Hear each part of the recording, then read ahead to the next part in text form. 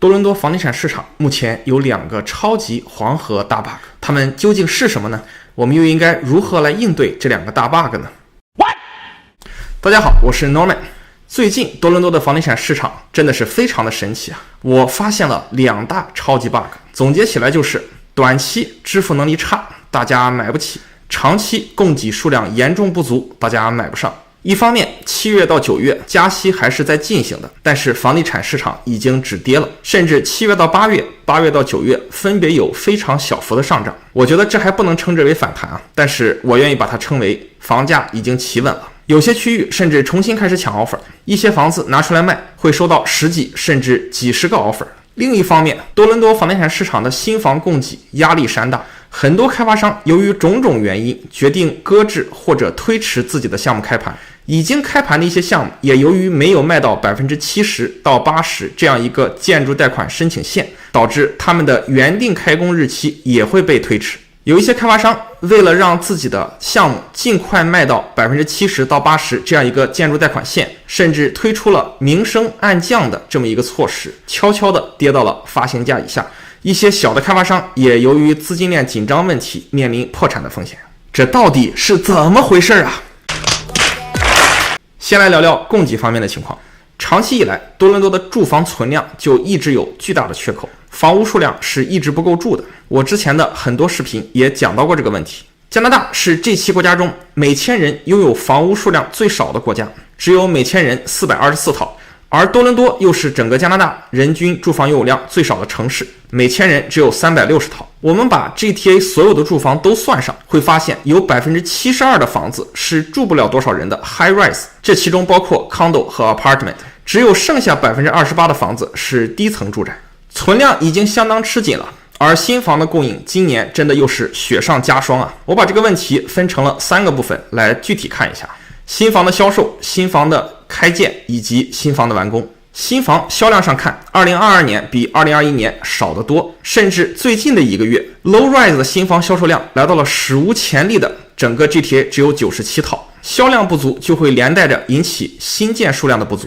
2022年新房开工数量其实没有问题，因为这些新开工的房子绝大部分都是2021年卖掉的。2022年新房数量销售的很少，也会导致2023年新房开建的数量跟着大幅下滑。在有一些已经开卖的项目里面，即使已经卖掉了一些，但是还没有卖到 70% 到 80% 的建筑贷款线，那么这些项目的开工日期也会跟着往后拖延。双重压力之下，相信2023年新房开建数量一定是断崖的下降趋势。那么再往后，我们掰着手指头数，2023年之后的3到5年，新房的完工数量也会随之非常的吃紧。再来看看今年新房的完工数量。2022年新房的完工数量其实也是有非常明显的下滑的。这个完工的下降跟很多开发商面临的人工和材料费用上涨，导致他们没有办法如期完工，以及5月份的建筑行业罢工都是息息相关的。除此之外，还有一个旧闻要跟大家重申一下。2022年9月18日之后，多伦多市递交的房屋建筑许可，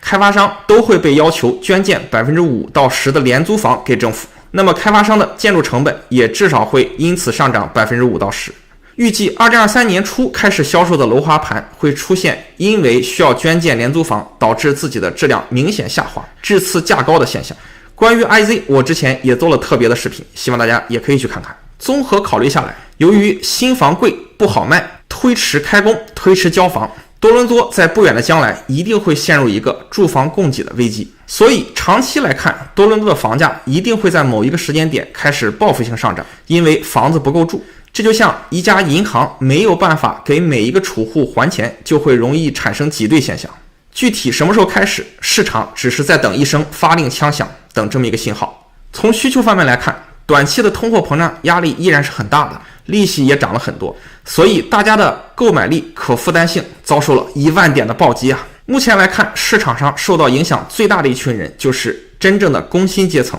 他们纯靠收入积攒首付，纯靠收入来还每个月的月供。这一批人由于利息的快速上涨，实际的购买力是发生了比较明显的下滑的。这批人的购买力下降也是今年年初到现在房价下跌的主要诱因。随着通货膨胀率和利息的逐步企稳，房价也跌到了一个在我看来很难再继续往下暴跌的程度了。有一些downtown和地铁沿线的经济适用房公寓已经跌到了接近重建成本，如果再往下跌，那么会有更多的开发商宣布未来我的项目要暂缓甚至取消。二手房市场我们也可以看到，很多人持币观望的同时，也有很多房东决定自己的房子暂时不卖了，最好是可以拖到明年初这样一个时间点位，争取卖一个更好的价格。现在依然活跃在买房市场中的是两波主要人群，第一波是真实的刚需人群，第二波是有比较多的钱的人，可以花 35% 到50% 首付买房子的投资客。在房价下跌中，这两拨人其实是找到了机遇的。在我看来，现在的房价已经跌到了相对的底部，虽然不能预测什么时候会猛烈反弹，但是再往下跌风险也是比较小的了。在资金允许的情况下，大家是可以入市的。那么在这样一个诡异的市场下，短期大家买不起，长期大家买不上， Norman 可以给到大家什么建议呢？我总结起来，对所有人群都适用的最好的操作方式就是风险适中原则。我们其实想同时避免两件事，第一件事就是在房价启动前没有入市，最终没有赶上这一波房价上涨。第二件事呢，就是在房价启动前自己的现金流风险没有管控好，把自己提前撑爆了，没有坚持到黎明的那一秒钟。想要同时避免这两件事情，我们就需要让自己的杠杆适中，不能有过多的杠杆，也不能完全没有杠杆。总结起来，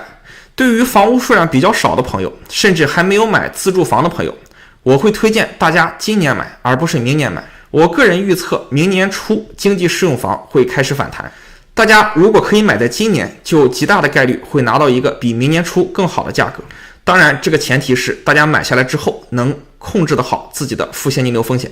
对于房屋数量5套及以上的朋友，我推荐大家不能继续按 20% 首付购买，应该把自己的首付提高到 35% 到 50%， 最好是房子买下来就可以自己养活自己，实现平或者正现金流。在可负担性允许的情况下，今年年末之前购买没有廉租房指标的楼花也是不错的选择，这样你可以通过持有楼花来躲过未来几年的高利息的时间。最后，如果你手里有负现金流3000以上的裸泳房，真的要尽快卖掉，除非你是土豪啊。毕竟在这个市场下，我们并不知道高利息会持续多久，在负担性不强的情况下，硬扛裸泳房真的没有必要。